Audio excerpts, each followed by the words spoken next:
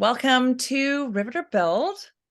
My name is Rachel Sklar. I have been leading Riveter Build. This is actually my last Riveter Build, and I'm so happy today to be welcoming Marina Khidekel to talk with me about how to build revenue-generating products. Marina is the founder of Hugimals World. If you have seen or heard tell of those amazing stuffed animals that are weighted, they are weighted stuffies that hug you back, and they are proven to ease anxiety and feel amazing. I was really hoping that the one that is en route for delivery by 8 p.m. tonight for my daughter's birthday would have gotten here by now so I could hug the Hugimal for the Zoom, but you're just going to have to just think about what a hug feels like and then go and order your Hugimal. But Marina launched this in the summer of 2022, and it has already blazed up all of the sort of like the it toy charts and on like a time list of most innovative toys. I'm not sure if that's the exact time list. Marina, you can correct me, but like Good Housekeeping. Best inventions, yeah. Best inventions, right? Okay, that's even better. That's broader than toys. And Goop, Gwyneth approves, and you know that she's watching. And so we're just going to talk about, I realized that, I have launched digital products, and I have been around the digital block myself. I grew a company called The List for 10 years. It was an online network for women, and it was subscription based. It was like an annual subscription or a monthly subscription and membership. And that was the product. And we learned a lot. Myself and my co-founder learned a lot, both in the way we had productized our main product, which was membership on the list, and the ways in which we had utterly failed to productize anything else to a community that was very willing to buy. In fact, we shortchanged this community by not providing them with membership merch, like group t-shirts or caps or the type of thing that people actively want because it deepens their connection to a group and makes them feel seen, and it makes the other money they're spending feel even more worthwhile. And so I've definitely learned a lot about building digital products and the ones that generate revenue since that time. And Riveter Build is the latest example. I came up with Riveter Build and concepted out and built it, and we'll talk a little bit about that. That's one of the case studies we're going to do today. But for now, Marina, if you want to just give us like a bit of your backstory on how you came about the need for Hugimals, and then like how you decided to dive in and produce a physical product, because a physical product is like definitely a whole other situation. It is a whole other situation, and it is other from what I am used to. So my background is as a health and wellness journalist and editor.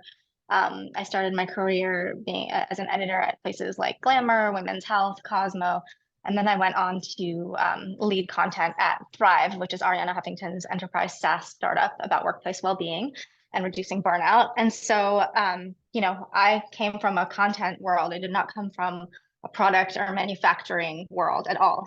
So it's all still pretty new to me. We launched about 8 months ago. So, it really came out of almost a personal need and also a white space I saw in the market. My job had been to stay ahead of health and wellness trends. And I had a weighted blanket before they went viral, before Gravity Blanket hit the market, basically when they were still only used in the special needs world. And I loved it at first, but then I realized it was way too hot for me and smothering, and I would wake up in the middle of the night with my mind spiraling again, which negated the whole purpose of why I got it, for my nighttime anxiety.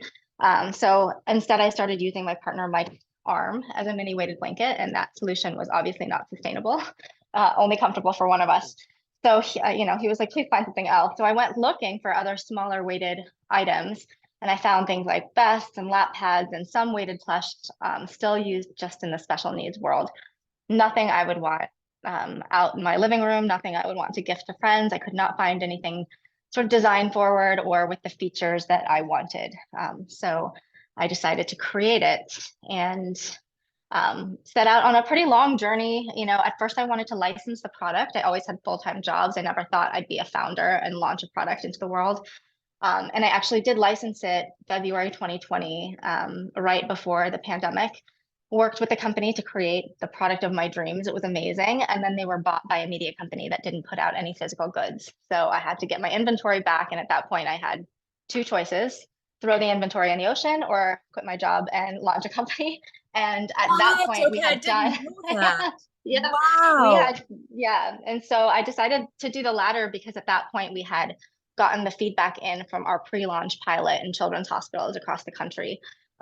I wanted to prove the efficacy in a pilot and just get some data. And the feedback was just incredible. The child life specialist said, it was a hit and pretty like essential for their patients who needed, extra comfort and support and their families.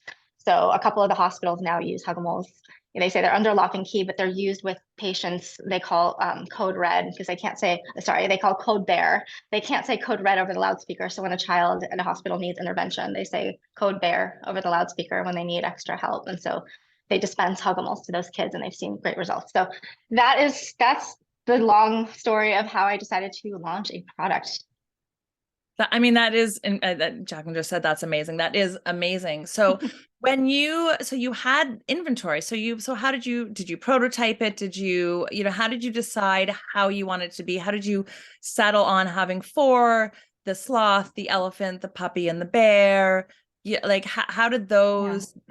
those things all come about for you? So when I first had the idea, and even when I wanted to license it, I found a prototype maker who had made a lot of products in the toy world in an upstate New York, and I hired her to make a prototype for me that looks nothing like the final product, by the way. But I took that, bad prototype to Toy Fair, and I talked to some people about the need in the market and the hole in the market for something like this for the mass audience, not just the special needs audience. And a few people believed in it, and that gave me sort of the gumption to move forward. There's more to the story. I had some early advisors that led me down a really bad path for the company. And I just trusted them because I thought, I don't know this world. They must know this world. And lessons learned there to trust your gut if something doesn't feel right. So that took a little bit of extricating myself from that world and launching on my own. But the four characters, I mean, I wish I could say like for that, I did a ton of market research, and I did a lot of market research for other things. And I did a lot of research with therapists, occupational therapists, doctors, product designers, because I'm a nerdy journalist. I wasn't going to create a product without doing a ton of research. So I wanted to perfect everything from like the exact weight to the facial expressions, which are neutral on purpose. So, they're not stupidly smiling back at you when you don't feel good, to their colors, which are based on color psychology, to the animals themselves. And basically the choice of the animals, I did some market research, but overall it was more of like a gut feeling and what I saw out there like resonating. I definitely wanted a sloth. And, I took a gamble on the others, but there's some learnings, the bear, which I love. We're sunsetting the bear because everyone already has a teddy bear. So that was our least seller, interestingly. But we're introducing a new character in June, which is super exciting. Wow. So my daughter chose the sloth like pretty immediately. I let her, I was sort of weighing. And the funny thing is I was also leaning towards the sloth, but it felt like a little out of the box because it's kind of out of the box. But I would have assumed like the bear and the puppy and even Mm-hmm. but do you tell me a little, just because I'm interested and I am also a nerd going down the nerdy path, tell me a little bit about the color therapy because only one Yeah. like a bright color, the bright blue of the elephant. Yeah, it's actually like a little bit of a muted blue, like a lighter blue. Um, so you're right, Rachel, the sloth is our bestseller. People just really gravitate towards it, and I have a few theories about why. And one of them is that it has this like big baby head that you love. And so the future characters are going to have that kind of like big head ratio. So just some learnings from that. But the color, the colors are based on river stones. So colors found in nature are super calming, and I just wanted to like continue that theme throughout because there's some other products out there that are, they're weighted, they're not the same, but they're very bright and neon, and I don't find them calming at all. So I wanted to dive into the calming colors. That's really interesting. Oh, It's okay. So I feel like we've launched right into my big list here about love right your list. is you find your hole in the market, you figure out what what you know, your first impulse is probably, where the white space is, right? Because you look in your own life, you think of what do you need. And so basically, the first plank is like identifying your target audience and figuring out your product's value prop, just like, who is going to buy it and why do they want it.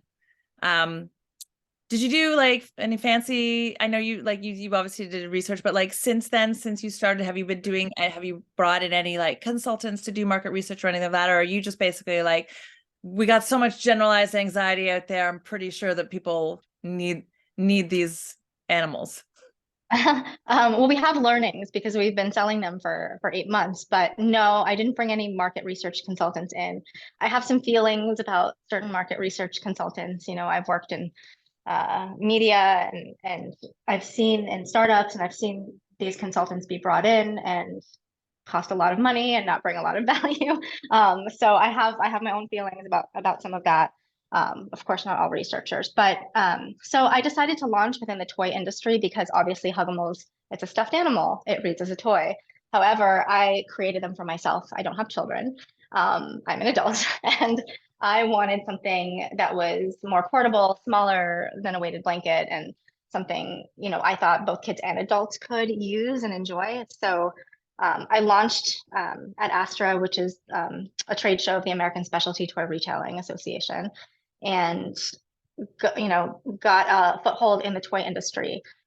We sell primarily direct to consumer on Hugimals and Amazon, but we also sell wholesale to specialty retail across the country. And we're branching out now. We might do QVC. There's a lot of interest, which is exciting. But when I first launched, I launched directly into toy because that's how the product read. And I thought maybe adults would find it and use it the way that I created it for myself. And what's interesting now is that about 50% of our reviews, product reviews, we have hundreds of 5-star reviews, are from adults who use them for themselves. It's not a gift for a child. They use it for themselves or they gift it to other adults, whether it's their spouse or friend or whatever it might be. So I thought that was really interesting because, I kind of thought maybe adults would want it, but I wasn't sure. And so they're finding it. And now the media coverage of it has evolved from, Good Housekeeping's Best Toy Awards, Parents' Best Toy Awards, which I love that coverage, to Mother's Day gifts and graduation gifts for grads. So I've really been excited to see that journey. I didn't know if it would happen. That is, And the value prop to answer that question, I'm in a couple different founder accelerators right now, so I'm learning a lot about like the startup world and how to think about launching a brand and a product. And one framework that I find really valuable is it's called the jobs to be done framework. And it's basically like write a job description that somebody would write if they wanted to hire your product. And I think that can that can definitely work with digital products, physical products, any kind of product. So like literally write the job description. What do people want? Like, for Hugimals, it's something to cure anxiety, more specifically, something to snuggle with at night, something smaller than a weighted blanket, like just write that job description because if your product, it needs to fill a need for somebody. So who would write the job description and what would it say? And I find that really useful. that is really useful. Actually, while we have you and while you were talking about the accelerator, you told me that one of the accelerators that you're working with had suggested the Chiron situation on your Zoom screen, which is very official. Do you mind just telling everyone? Because I think I would want that. This is extraneous to the core of what we're talking about, but I just think it's cool and people probably like it. No, we're going to talk about marketing. It's a little bit of a marketing tactic as well. It's a digital business card and it's a Zoom app called Warmly, WARMLY. It's free. You can download it and then you can create your own digital business card on your Zoom. Warmly. So is it warmly.com or warm.ly or? So if you go on your Zoom, you can access the apps that Zoom has that you can download and it's right there. Oh, So okay. I'm sure it's warmly.com. I haven't looked at the actual website because I downloaded it directly from Zoom. As someone who got the website for the list as theli.st, I do always think in terms of .com and .whatever extensions. And knowing that .coms, that kind of very short name .com might be expensive if it was new. Okay, so yeah, we are definitely going to talk about marketing. I just want to make sure that people can know that they can throw a Q&A and a question in the chat or in the Q&A. But I want to just quickly go through the sort of the similar thinking for both the list and Riveter Build. Because those are the ones I can speak to. So the list, it started out of a need that I saw, which was that I was looking around and seeing that high value things like funding, high value media attention, like just anything that was valuable in terms of status and goods were always seemed to go to men. And there were all these lists, like 30 under 30 lists and best startup lists and this and that. And the ratio was dismal. And so the list actually started to change the ratio, as it was sort of like it was what it started with marketing, essentially, right? It started with a hashtag and people adopted it. And it just started with me being a lobbyist, essentially. And then it had started also as like an email to a number of people, like an email to 19 women saying, should we do something about this? Yes, we should. And sort of started to convene meetings. People got added to the email list. We switched it to a Google group to make it a little bit easier. And eventually the email list and the activity on that Google group started to become the main event. So I had initially launched with a whole bunch of events and my lobbying, but there wasn't anything sort of cohesive about it. And I had not looked to productize it in any way. It was just something I was doing. And the goal was change, not money. Although I started to realize about maybe, I don't know, like 6 months in, when I realized that like my entire schedule was booked up with free stuff and I wasn't making any money, I was like, oh, money is also important. So all of these were my learnings that I eventually took into realizing that the list should start as a company. And we had already started it. I mean, we were two years into the list. I had been doing it while I was doing other stuff, and building it has changed the ratio. And then, realized that I had inadvertently, organically built a company, built a user base, built a brand, and built something that people were begging me to pay me for because they didn't want it to go away. I had, speaking of anxiety, Maura Aarons-Melee, who's coming out with The Anxious Achiever, she was the first person to say, I want to pay for the list because I'm worried that you're not going to be able to sustain this. So please, I would pay $1,000 a month for this thing. And that's not what we ended up charging. We ended up charging around $850 a year. Glynis and I, when we talk about pricing, my co-founder Glynis and I, we sort of like tried to price it against a gym membership for the monthly and what it might cost to go to South by Southwest. Like we were measuring against other things that had a similar value prop, and we wanted to err on the side of not overcharging. And we, as I mentioned at the outset of this, that we probably ended up as hugely undercharging and not recognizing the market opportunity, and having like a super invested, super committed, super group identity feeling group of people. And with respect to Riveter Build, that came from really feeling like the Riveter was in a bit of a transition period. It had been a co-working company, and and Amy Nelson, the founder of it, had briefly left after the pandemic, or after like the first phase of the pandemic, to take a job outside the company, and then ended up coming back to the company. And she and I had stayed in touch. I was an early Riveter advisor, and I had worked with her at her external company. And through a variety of things that happened, she recruited me and invited me to come work at the Riveter with her and in relaunching it. And so I had started in the media side of things, but I kept on gravitating back to the missed opportunity that was community, and really talking to people through live events. And even though we weren't able to do live events in person, I knew from my previous job that the barriers to entry for mounting an event on Zoom were pretty low. And if you had good people and good content, then you could provide real value. And so the idea sort of came to me as a suggestion to Amy. We were riffing about it, and she had a fundraising course, like with a variety of modules on the Riveter, and she said, why don't we just do an hour version of that? Because I had said, like, what can we do in an hour? And so that was our pilot, and it went really well. And we just realized there are so many areas where people just need help and information building a business. And that truly came from my own experience and my own need. And so when we started to think about like who the target audience was, we're really thinking about women, the target audience mostly for the Riveter, and pricing strategies. We really want to make it accessible. We want to make sure it was a total deal.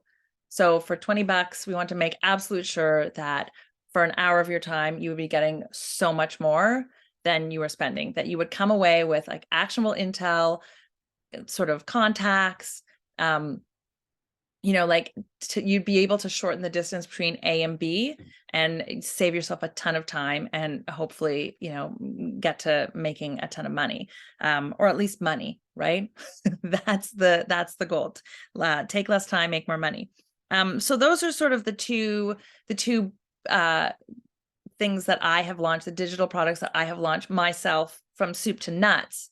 But I've also, I've been an advisor to many companies over the years. And because of the list, I have had numerous founders. I've seen numerous founders in the stages of launching, including Marina and Hugimals. She was, it was very clear that she had hit on something when she posted it to the list early on. And so I really felt, frankly, just like highly qualified to speak to this. Also as a consumer, because I really like buying things. So I'm going to stop and see, make sure that there might not be any questions. Okay. And then I'm going to go look at my list and talk a little bit about marketing and promotion, because once you build something, how do you let people know that it's there? So Marina, I'm gonna ping it back to you and see. I mean, you were extremely well placed. You had tons of media, obviously connections. You were in-house at Thrive. This was directly the result of your experience and your day-to-day work. And having also worked very closely with Ariana as an early Huffington Post employee, I feel very confident that she was probably super excited when you told her about this. So I would love to hear just how it unfolded, and if you had a big marketing plan, or if it just sort of like all started to happen quickly, or, I'm so fascinated. Yeah, thank you, Rachel. I will say that you are a master at building community and adding value. And I think that value add is the key, all meat, no fluff, right? That was all I did in my career, which is service journalism. So I learned how to create content, and then later a product, because Thrive was an app and I led app content that provided like very specific value to people that they actually want. So like everything I've done has been sort of from that value perspective. And I love the everything that you have built, from the list to Riveter build. I'm a fan. So I didn't have like a written, I didn't have like a written marketing plan. I'm kind of a person that like is organized in my own way, in my own head, but like not so much, loving all of the process of it. I like results, not process as much. And I really strongly identify with that. yeah, Oh, okay. yes, I have a very hard time like doing things like reading instruction manuals or like plans or like decks. I'm like, what? Get to the part. Hence my review. Everybody has their own way. Yours is clearly proven. Yeah. So yeah. I had my own way. And in retrospect, I realized I did have a strategy. It just wasn't written down in a fancy way. And you are right. Like my media background, I had saved all of my favors for this moment, knowing for about 5 years that I was working on this idea in the background in different capacities that I was going to launch at one point. And at that point, I was going to email every single person I knew and ask them if they wanted a sample, and if they liked it, would you please write about it? So that got me, the initial press. And, even though I had some contacts, I don't know everyone. And also, the people that you think are going to like come out and support you may not necessarily.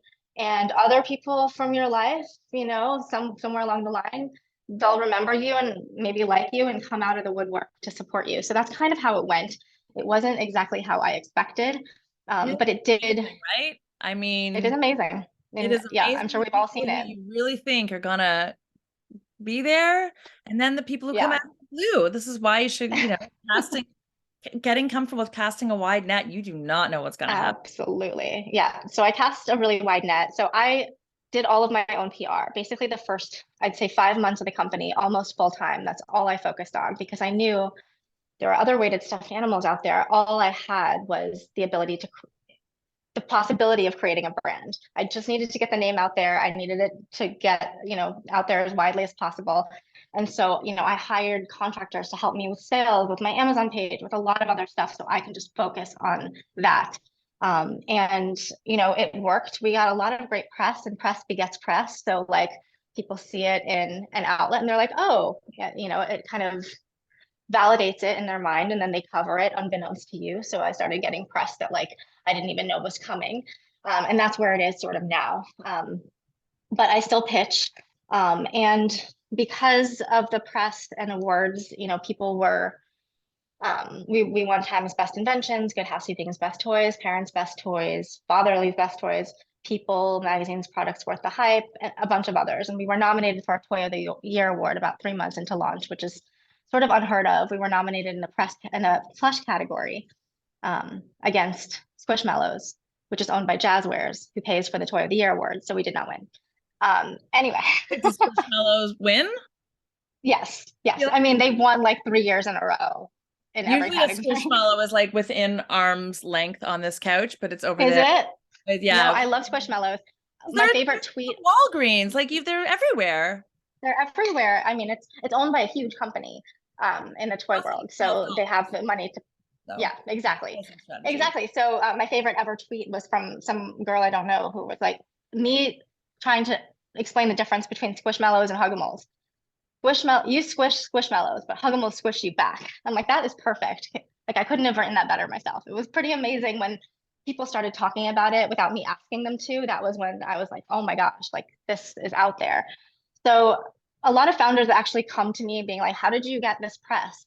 And to the point where I want to help everyone and I have ideas. I know how to write a pitch. I know how to talk to editors. I know about pitching etiquette, like how to find editors to pitch, that kind of stuff.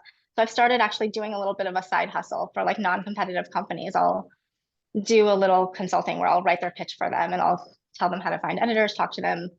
I'm not a PR firm. I've heard such horror stories about people paying PR firms an obscene amount of money for no results. So there's better ways to do that. But yeah, I mean, it is a lot of work. It's about sort of positioning your company in a way that will bring the writer or editor value. Like, what do they cover? What would be cool for them to cover? What would bring them actually value to cover? Is something new or something entertaining or whatnot. So in terms of social media, I am not an expert, and I'm not Gen Z, but I did not have the budget to pay anyone to do it. So I've just been doing my own, not very deftly.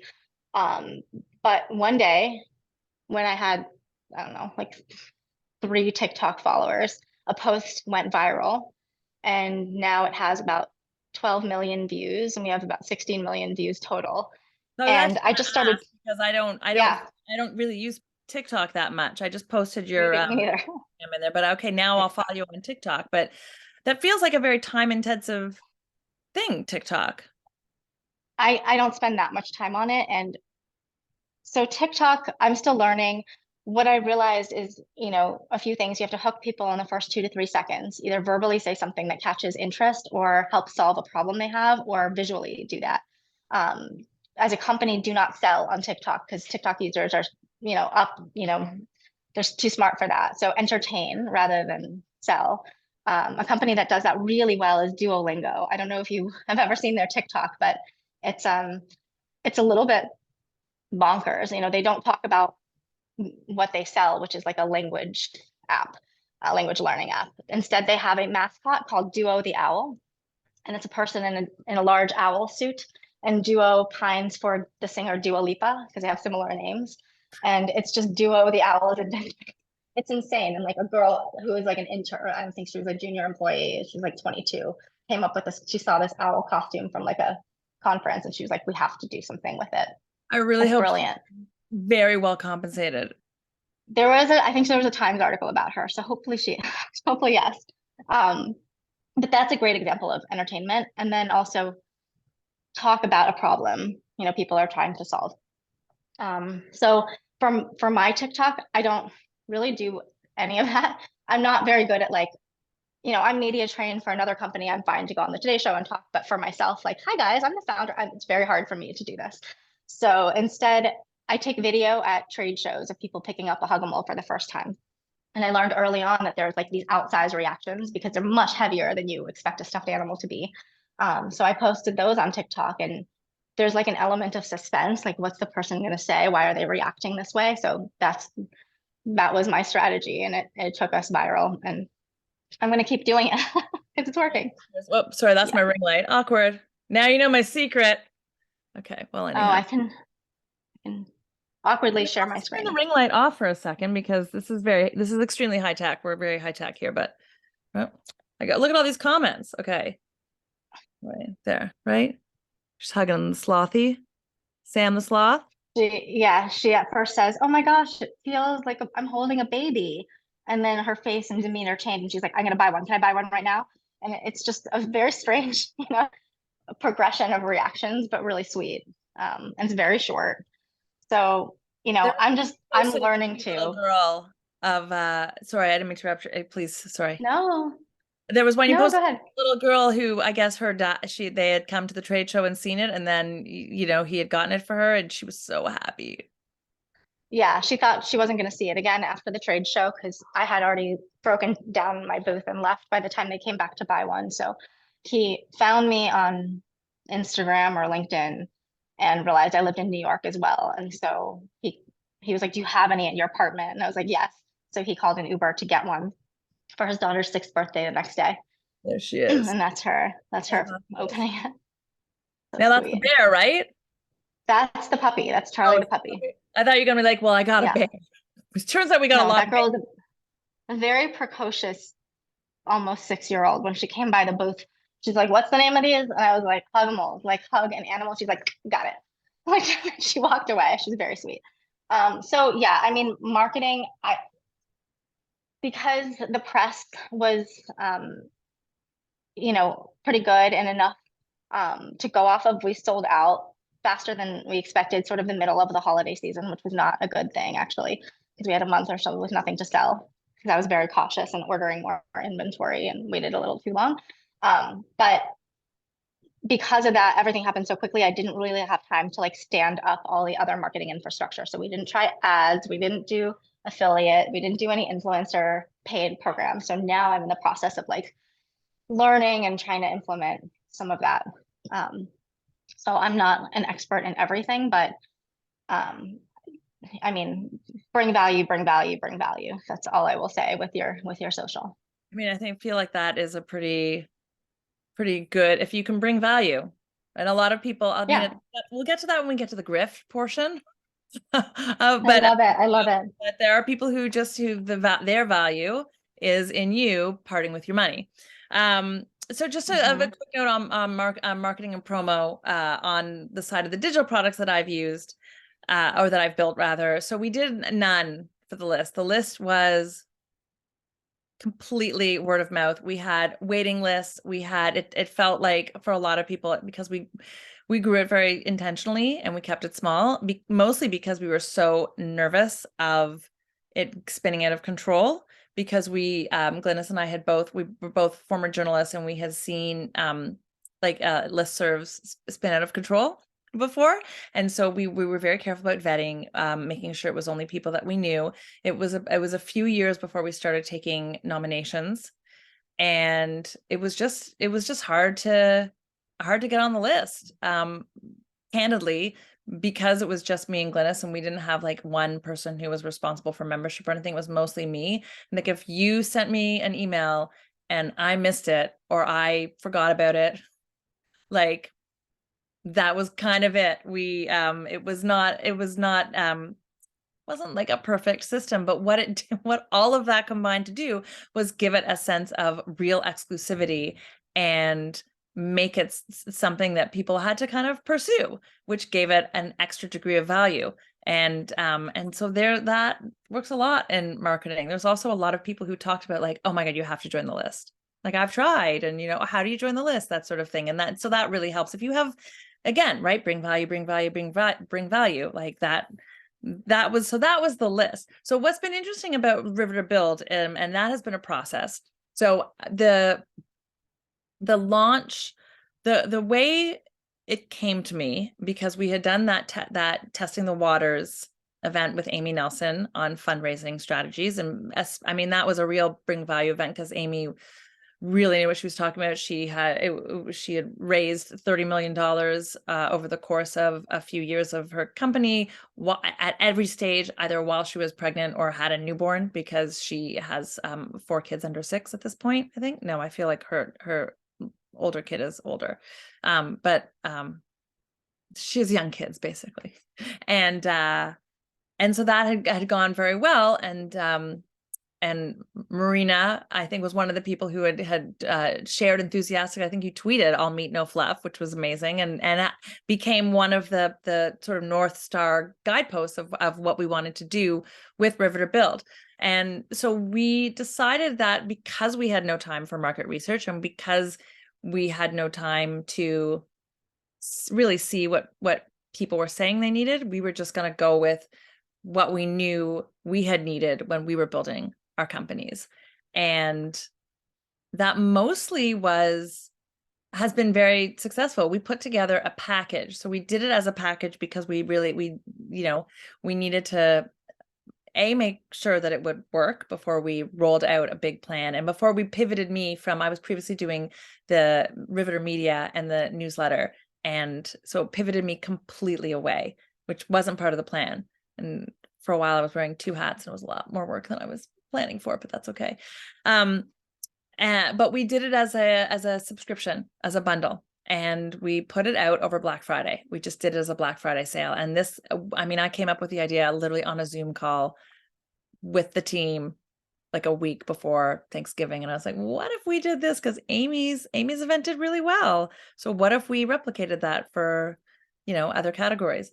And so that's what we did. We had the bundle, and we made it super generous. It was a package of 25 builds. You choose like a pick a la carte from like the build buffet over the course of, I guess, a year, and like rolling them out at a pretty fast cadence. Like we've I think today makes almost 25. I have to go back and check, but that's a lot since we launched the first one on December 19th.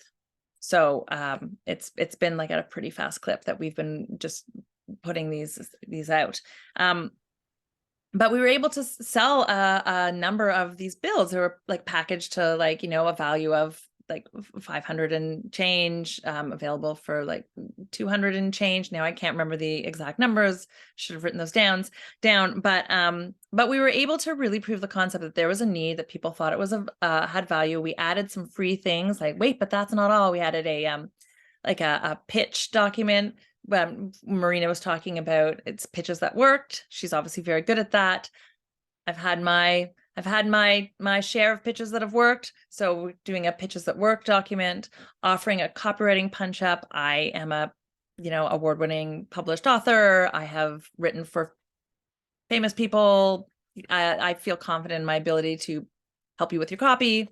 And we also had a monthly Zoom to check in where people could meet each other and bounce ideas off of experienced entrepreneurs, me, Amy, and other experts that we would be bringing in. So that was a huge value prop. We just wanted to make sure it was such a good deal that, no one could say no, basically, that people would have to be able to justify it, even though it was Black Friday and people were making all those calls about other items in their cart. And then once we had that group that we knew, we basically had a game plan of fulfillment.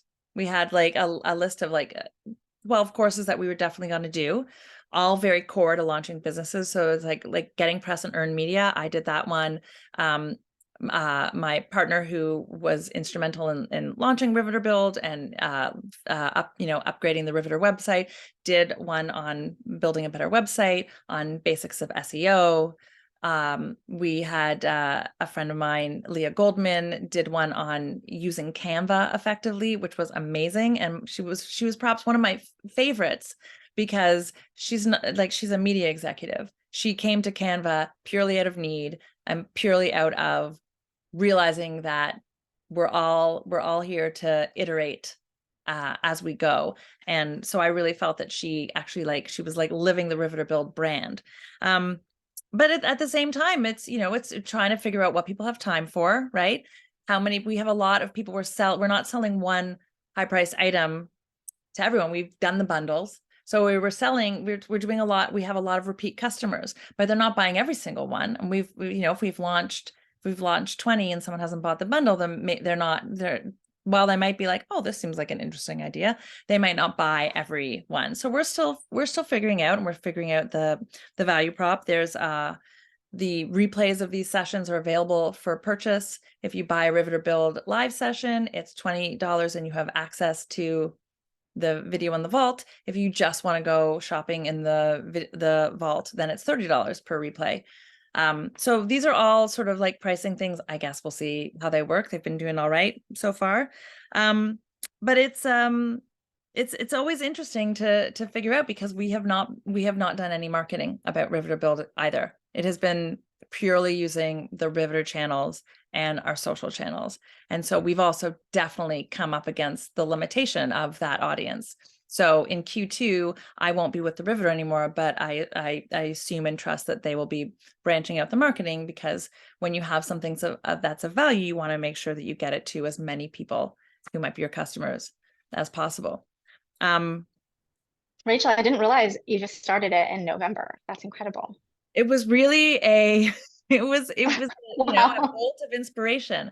I have to say, it was, we started in late November, but it was really the result of heightened awareness of these digital products and packaging them in a way to be effective. And that largely came from my partner, Ron Passaro, who built the framework for Riveter Build, and who was very instrumental in it, because he kind of he develops websites, and he has developed course packages for people, and a lot of revenue generating digital products, and so like ebooks, that sort of thing.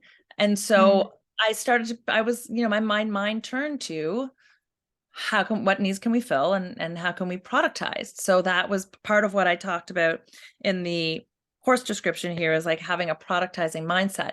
I did not have a productizing mindset when I was running the list, but I have been trying to have a productizing mindset in this role at the Riveter, because I realized at the list it was doing a disservice to the membership by being in a position to serve them and make their lives easier, and not offering that. So those were those learnings. I want to just stop and see if there's anybody, anyone who any questions. Okay, no. Marina loves Canva.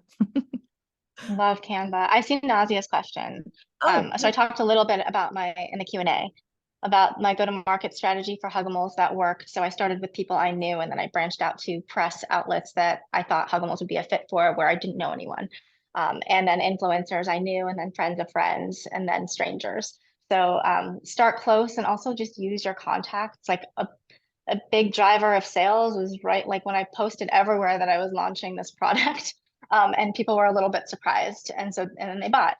Another big driver, I'd say, was newsletters. So newsletters are really great press because they go directly to somebody's inbox. You don't have to seek them out, and often people trust the purveyors. So a newsletter called A Thing or Two with Claire and Erica did really well for me. Do you know that? High quality communities that are used to purchasing off of recommendations made by trusted, vetted hosts with taste. Like that's absolutely. Claire and Erica. They are tastemakers. Yeah, they used to run sort of a marketplace for cool new designers called A Thing or Two, which was bought by Bed Bath and Beyond a Of a while ago. kind, And then of a kind, a thing or two is Of a there. Kind, A Thing or Two, oh my, yeah, Of a Kind. And now they have A Thing or Two, which is a newsletter and podcast. It's great. Like I use it for recommendations. So when they featured Hugimals, we got like 2,000 visits to the site like instantly. It I was pretty still amazing. use the scarf I bought from them in off of a kind in 2011. Amazing. Yeah. And Rachel, I just wanted to speak to what you were saying, like you know, the Riveter and the list, which you didn't think to productize as much, but has this community and they want to engage with each other. And I think like people also want to be heard a lot. When I was at, I think I was at Cosmo, I started these reader nights where we would invite 10 readers who wanted to like meet editors, you know, and we would feed them pizza and champagne and ask them, it was like a mini focus group. But we would do that once a month. And those people became like the brand evangelists that were the first to buy tickets to any events, tell people about the events. So harnessing that community is like, I'm also thinking of how to do that for like a product brand. But some of you I see, Serene, like I think, you know, a lot of those parents that you're talking to who are looking for advice, like let them talk to each other. When I was at Thrive, we had a community, kind of like a medium, where I think like 200,000 people. But some of them were, you know, were experts in their own right, well-being experts. They wanted to write on this platform. Nobody was talking to them. So when I started there, I started emailing them once a week, asking for advice on a specific topic, like how do you stop a racing mind in a minute or less? Like, what are your best tricks? And all this advice would come in. I would curate it into advice roundups of the best nuggets, and they would share that. Like, I'm featured in this, and it became like a thing. And I wasn't there long enough to like figure out how to have them pay for that, but it was a pretty rich community that told everybody about the brand because they felt invested in it. And there was a lot of great advice. Like they wanted to be heard and have their, you know, their experience and their advice heard. So the more you can let people talk about themselves, I think the better, which is why like Q&A sections, you know, Q&As at the end of events do really well. Yeah, and one of the reasons we always open the chat, right? Like a lot, I attend a lot of webinars where you can't message anyone. You can maybe message the host and panelists, but every time, I mean, this is again another learning from the list, right? Like people like to chat.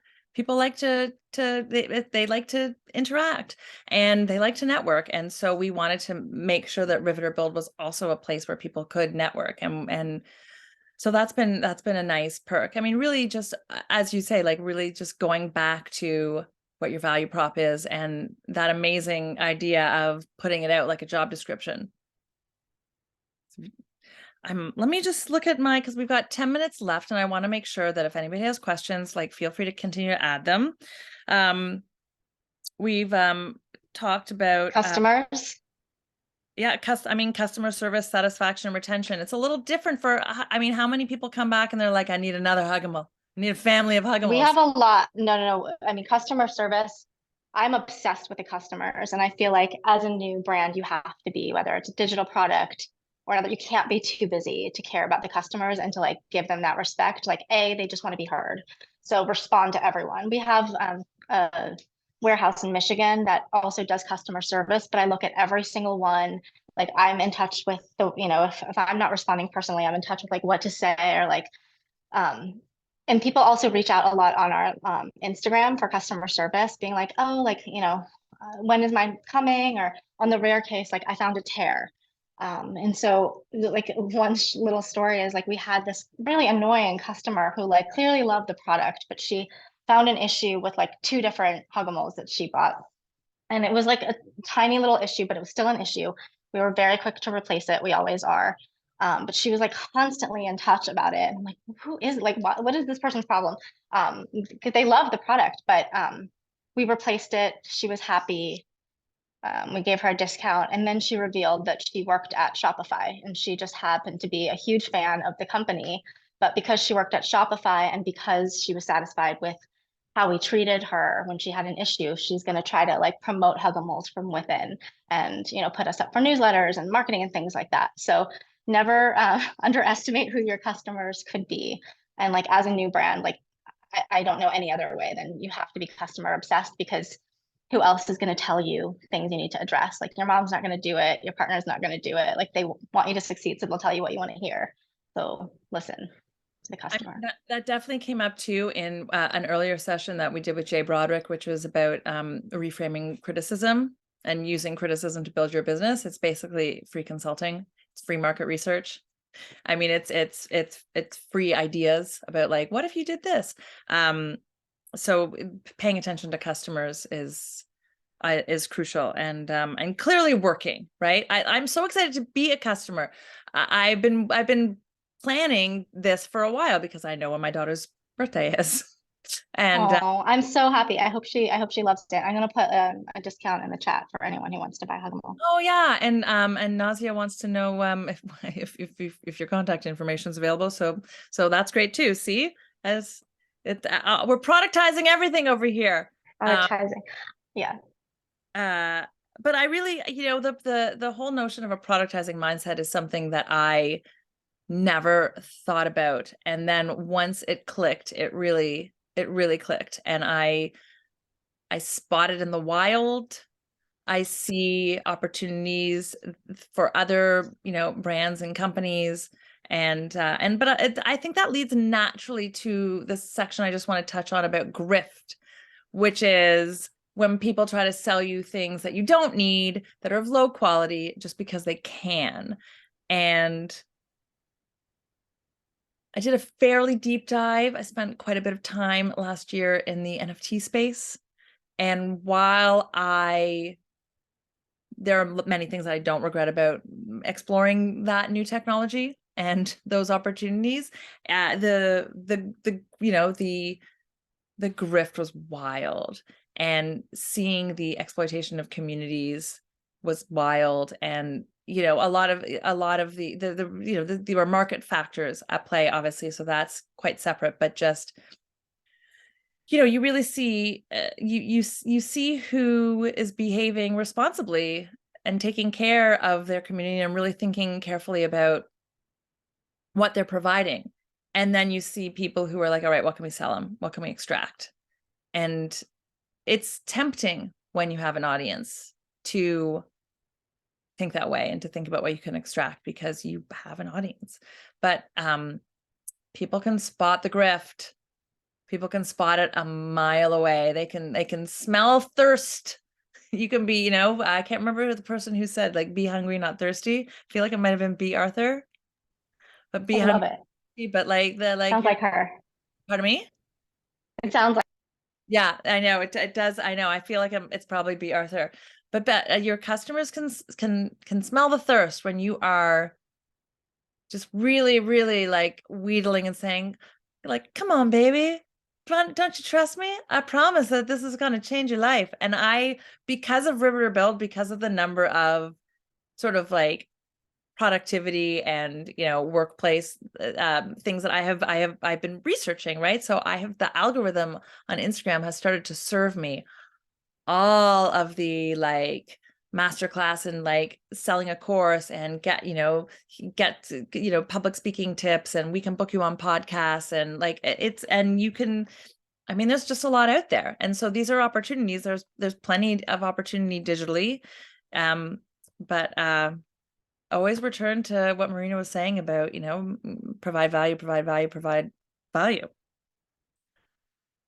What I feel like I have gotten everything on my list. We haven't really talked about lead gen and like free offerings. I feel like that we don't need to spend that much time on that. Like sometimes if you offer something for free, people will be very excited and they'll give you they'll give you their email address, and they will, and they'll engage with your brand and be exposed to it.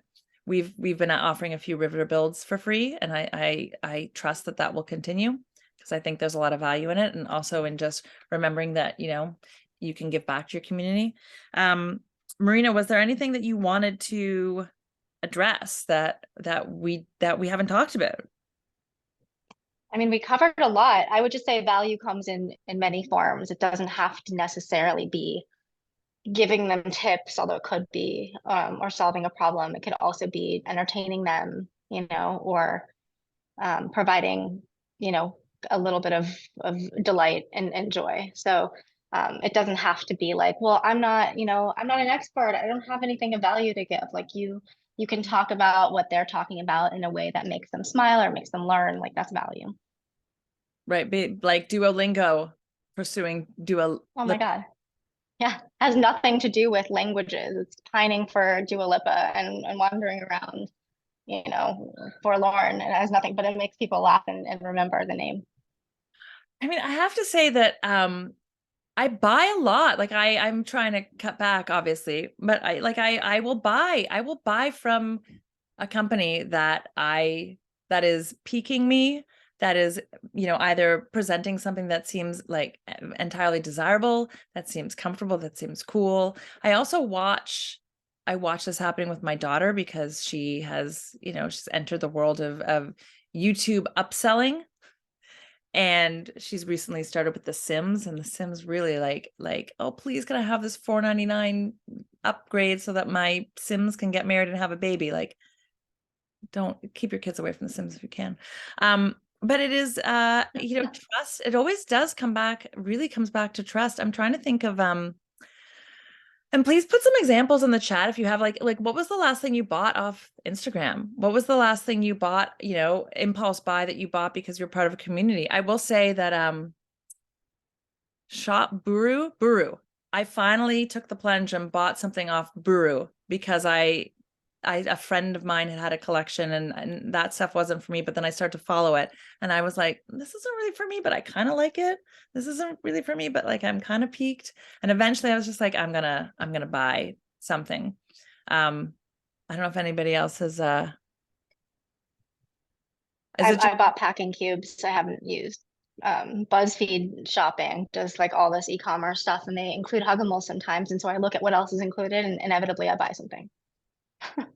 I mean, It's I like will you need this in your life. Yeah. It's like people link. swear by this. It's like, Yeah, now I I have need some. I subscribe to a number of shopping newsletters because I want to see what, fashion Mm, like, and because same. of my previous job at Saks Works, I became like a Saks person. I had the discount. I had That's more right. access to fashion things for a while, so I sort of definitely leveled up my fashion awareness. I can now spot a Bottega bag in the wild. Previously, I was not able to do that. But I'll leave with one example of quality that I was pleasantly surprised by. I went to the musical K-pop on Broadway, and I really liked it. And I looked at their merch and I was like, I kind of want to get that sweater. It's like a cute little crop sweater. And maybe I'll get, there was nothing for my daughter, but I got her a hat and I got a sweatshirt for my boyfriend because I was like, I would rather risk it and it might turn out to be good because it's so cute. And this was just, I bought it off of like the Broadway shop or whatever, and I was so pleasantly surprised by the quality that I would absolutely buy merch from there again. And that, I mean, it really, I remember noticing and being like, this was a risk and it paid off, and now I will actually, buy that Sweeney Todd something or other if I am so moved. So it just Love comes it. back, Marina, to what you said again and again about delivering quality. Is that Yeah, exactly. People want to, yeah, I think a lot about something I call like the emotional wake, so whether it's an event or a product or an interaction with your TikTok or Instagram, like what emotion are you leaving people with? Are they left stressed and thinking they're not good enough? Or are they like, oh, I learned something, let me take that and implement it? Or that was funny, I had a laugh in my day. So I always like think through that lens of like, what will this post or what will this newsletter or whatever it is, what will it leave them with? Will it leave them with anything of value? Well, I'm so excited for our Huggimal to arrive. And now that I have a Me too. 10% code, maybe I'll buy another one. Actually, I know I'm going to buy another one because I actually have been wanting to buy one for my sister. So, uh, Oh, but I will let you know. We will post and we will let you know. thank you. I would have given you the code had I known you were going to buy one I that mean, night we were you talking. offered me a Huggimal early on, and Oh, I appreciated it, but I that's knew right. I was going to buy one, and I Support the scene. I love it.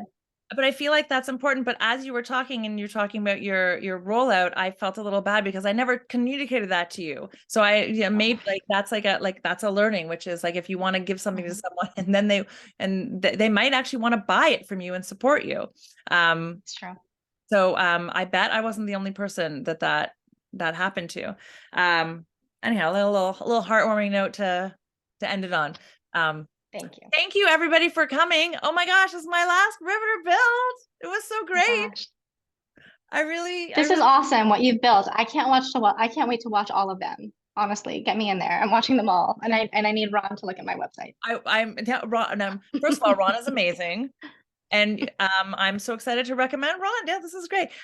Listen, this has all been wonderful. The goal of Riveter Build has been to share information, to get people from A to B faster, to make the process of starting a business and solving all these problems and doing it against the backdrop of this insane 2023, 1 quarter in, and like I don't even know what's coming in Q2, is just to make it a little bit easier. And so I hope that we have done that. Marina, I know I've taken a ton of learnings away from this today. And so I have too. this is great. Lots of warm fuzzies. Oh, thank you, Nazia. We'll stay in touch. Oh, You have my email address and all of my everything. So yeah, on that note, have an amazing second quarter, everybody, and an amazing everything. And stay in touch. Thank you so much for joining us on this lovely experiment, and look forward to see where it all goes. thank you, Rachel, for what you've built. Thank you. Thanks. Take care, everybody. Bye, Bye. everyone.